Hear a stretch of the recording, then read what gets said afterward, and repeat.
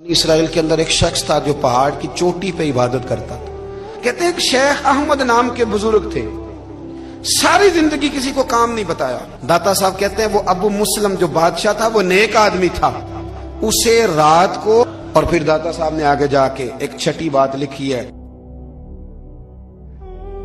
داتا صاحب نے ایک بزرگ کی بات لکھی ہے جو تابعی ہیں، تابعی اس کو کہتے ہیں جو صحابہ کے شاگرد ہوتے ہیں۔ ایک بزرگ کی بات لکھی جو تابعی ہیں، وہ فرماتے ہیں کہ ان بزرگوں کا طریقہ یہ تھا کہ وہ لوگوں سے چھپ کے پہاڑ کے پیچھے عبادت کرتے تھے،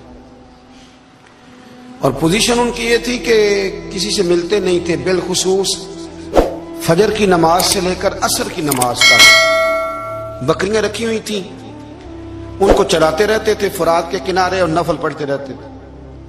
اس وقت کو ملنے بھی نہیں آتا تھا۔ ایک شخص بڑی دور سے ان کی شہرت سن کے آیا، میں نے تو ملنا ہے۔